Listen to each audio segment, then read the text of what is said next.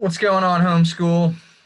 Welcome to our final lesson in our cardiovascular unit, and welcome to our last class together for the end of the semester. This could be the last time we meet for a long time. So I just want to say how much I appreciated being able to make a couple of these lesson plans and putting together these PowerPoints for you guys. I really, really enjoyed getting to meet some homeschool students with our class last year in person. That was super fun, and I know we could have had so much more fun in person this year.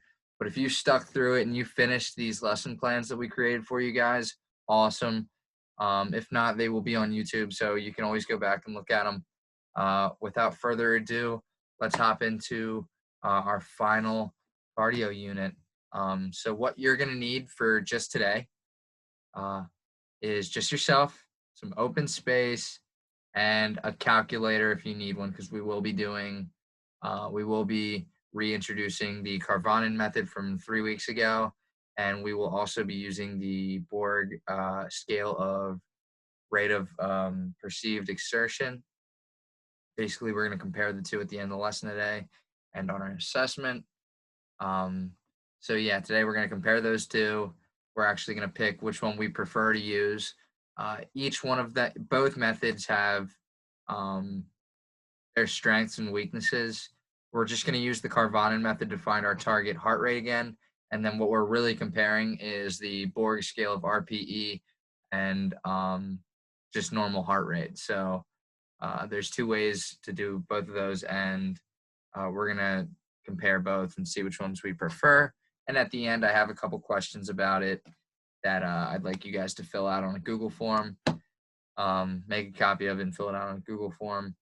And we're going to hop into our cardiovascular endurance lesson.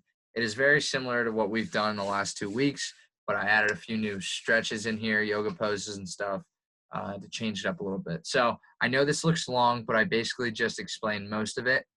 To start, students will be able to utilize the Carvanen method in order to calculate their target heart rate zones at home by yourself. I listed the steps to finding your target heart rate zone. I used the same steps 3 weeks ago.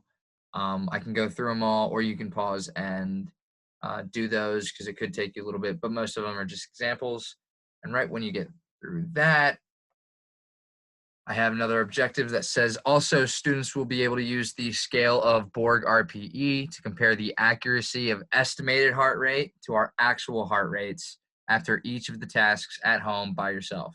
RPE, rate of perceived exertion, is the performer's estimation of how hard they think they're working. The scale is from 6 to 20, 6 being no exertion and 20 being the maximal exertion. The correlation between scores and heart rate are as follows. You will multiply your RPE score by 10. So for example, if your score is 6, you would multiply that by 10, and 60 is your answer, and that means your estimated heart rate per minute is 60. That should be like an estimate of what your actual heart rate is. This is a quick and easy way to calculate your heart rate, but again, it's not 100% accurate. Students will use both of these methods of heart rate and exertion after each task in this lesson. Then by the end, they will give themselves a score of RPE and take their pulse to find their actual heart rate. Students will be able to compare the accuracy of each method in order to determine which method they find most reliable and preferred. So it's okay not to prefer the more reliable method. As long as you prefer one or the other, that means you can find just about how much your heart rate is and how close to that target heart rate zone you are during your exercises. So I know this is a lot of words, but basically we're just going to take both our scale of RPE score and take our heart rates, checking our pulse, and multiplying it, and we're just going to compare the accuracy that both give us. So I think we're ready to hop into our warm-up. So I put together a little winter warm-up for you guys since we're going into the holiday season and we just got through Thanksgiving, which is a big running day. Talk about cardiovascular endurance. Thanksgiving is the #1 day a year with the most active population. That means people get out in the mornings and they do those turkey trots and they do those 5Ks, because a lot of people feel guilty about how much food they eat. Um, I don't think it's always a good idea to feel guilty about the food you eat, because we can always, our bodies make a lot of that food into energy, so that it can power us through each exercise and each day that we want to exercise. So we just got through Thanksgiving. Now let's prepare our bodies for the next holiday the right way. Before we get into the cardio, let's warm up with some stretching. Students will be able to complete each of the 6 stretches for 30 seconds with a 10-second break in between to shake out our muscles. Remember to challenge yourselves and try to hold each stretch for the entire time. And that's me bundled up. So here's the stretches we have. I added, and I took out a couple. I added bridge, standing lunge, and I think our pigeon stretch. I might have, yeah. All right, so you can choose one of those, and we will hop into it. You will have 5 minutes to get on with this exercise, and I will turn my camera off and let you guys get after it.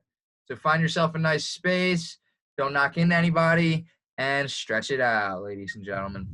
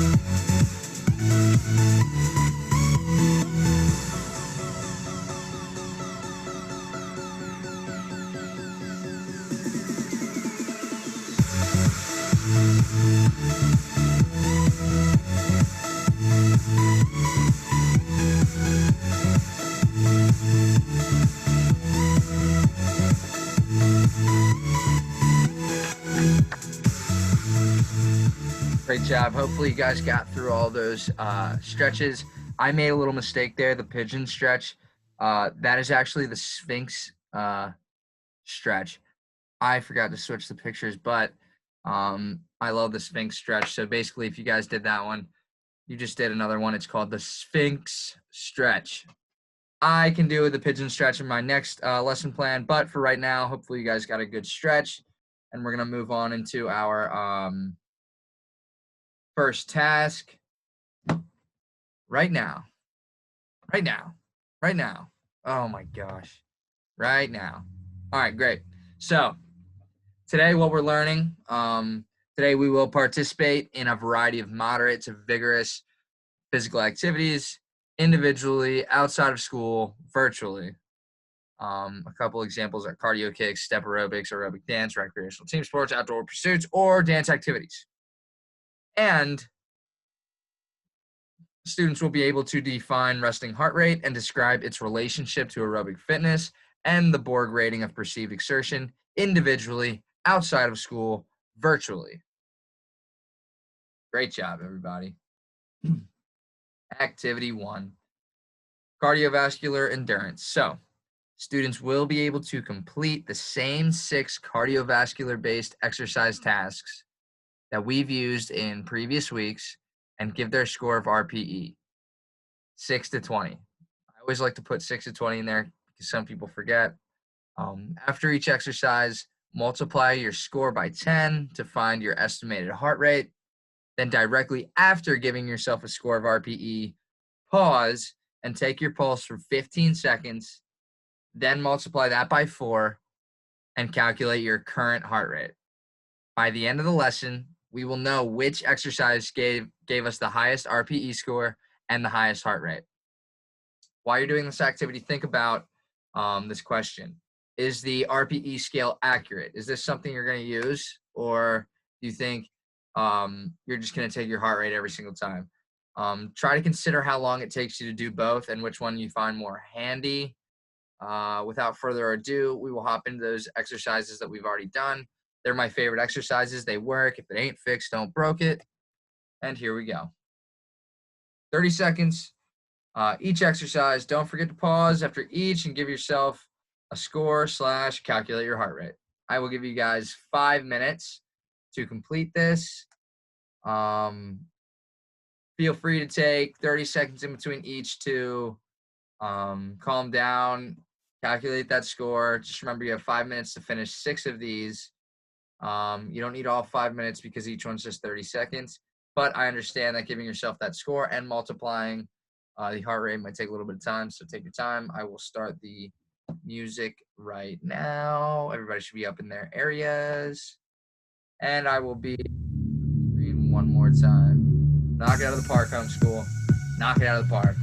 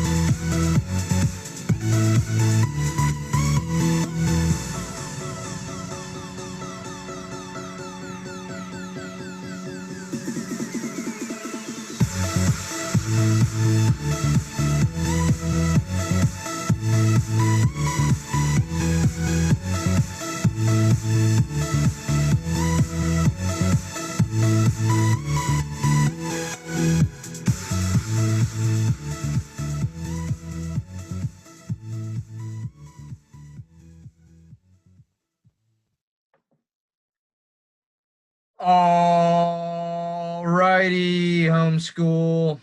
I hope everybody got through those.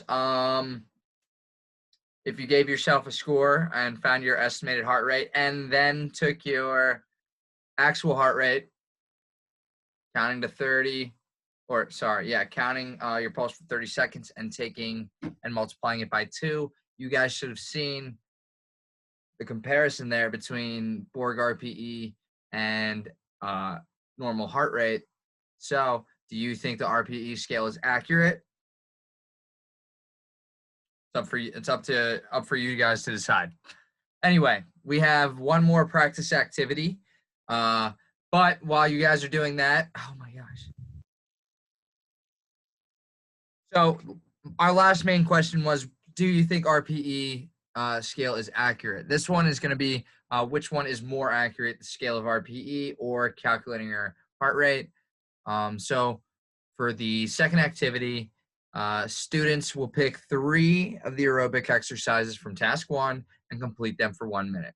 We've done this before, so it shouldn't be too hard to grasp. After each minute of exercise, pause and give yourself a score of RPE. Directly after that, take your pulse for 30 seconds. I apologize. The last one should have been 15 seconds multiplied by 4. This one is take your pulse for 30 seconds, multiply it by 2, find your actual heart rate for 1 minute. This task will test your cardiovascular endurance. This one I always find a little more challenging. In the past weeks, if you guys have been picking the same exercise, change it up this time. It's only for 5 minutes. Try to get all of those exercises. Okay, guys? Think about that question. What is more accurate, the RPE scale or calculating heart rate? I'm going to move on to the exercise. You guys will have 5 minutes to do jumping jacks, either jumping jacks, burpees, and mountain climbers, butt kickers, high knees, and squat jumps. I don't care which ones you do. Try to do 3 different exercises. Pick any 3 aerobic exercises, complete for 1 minute. Give yourself a score of RPE, multiply by 10. Find your estimated heart rate. Directly after that, take your pulse for 30 seconds, multiply by 2, and get your actual heart rate. Challenge yourselves. Work hard. You guys, first and foremost, this is physical education. So get that cardio in. Second, think about that main question from the last slide. Third, you have 5 minutes. Let's go. Everybody up in their spots. I'm going to turn my camera off, hit this for 5 minutes, and then we'll move on. And that should wrap us up. Good luck, homeschool.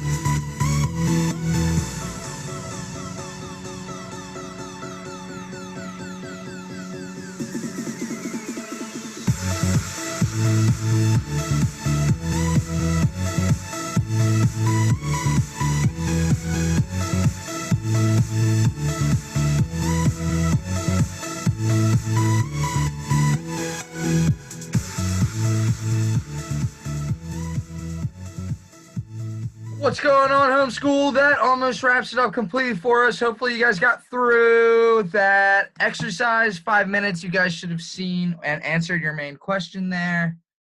Hopefully you guys got a good pump and a good sweat breaking, broke a good sweat for that exercise. We can move into the next. That happens every time. We can move on to the next slide. This is where I'm just going to explain our assessment real quick. It's different. Since we're not meeting again, I made a Google form. You can just click it, and it doesn't have editing privileges, but you can copy the form and then fill it out on your own. It's just these 3 questions that wraps up our entire unit on cardiovascular endurance, which is the last 3 weeks. The first question is, explain the benefits of using the Borg scale of RPE. Now, when we look back at it, if you compare your data from your estimated heart rate and your actual heart rate, you might find that you have different data, that it gave you different answers. But take into consideration the amount of time and steps it takes to do each one of those, to take your heart rate and how quick it is to give a scale of RPE. The second question is, explain the benefits of using the Carvanen method and calculating your heart rate by taking your pulse and multiplying it after each exercise. If you don't remember, the Carvanen method was how we found our target heart rates, how to find our target heart rate zones. And that's how we take, and then our heart rate is how we take with our pulse and then multiplying it by 2 or 4 after each exercise. Explain the benefits of both. Look back to your data and see and explain the difference between the heart rate, the heart rate score that you got from taking your pulse and the RPE scale. And number 3, compare the 2 methods and identify which of these methods of calculating heart rate you would prefer to use in the future and why. And when I say use in the future, think about if you're completing a circuit workout or if you're in the gym and you don't want to take a break to count your heart rate and stuff like that. Just which one would you prefer to use in the future? That's about it for the assessment. Complete that on your own. I didn't edit this, but for next class, we don't really have a next class. It's kind of sad. That's all we're going to need for next class is hopefully you'll be on winter break, or I'm on winter break, so I won't be doing another PowerPoint. I hope you guys took as much away from us as we took away from you guys, being able to make these lesson plans and working on our PowerPoints and talking to a camera and stuff like that. It all really helped us throughout the semester. Thank you, homeschool parents. If you're watching this, if you're still with me, thank you so much for giving us the opportunity. And Dr. Phillips, if you're also watching this, thank you so much for giving us the opportunity to complete these. I think they helped us a lot. And that's pretty much it, guys. Thanks again so much. Enjoy your winter break. Happy holidays. Merry Christmas, if that's okay. Happy Hanukkah. Happy holidays. Have a good one, guys.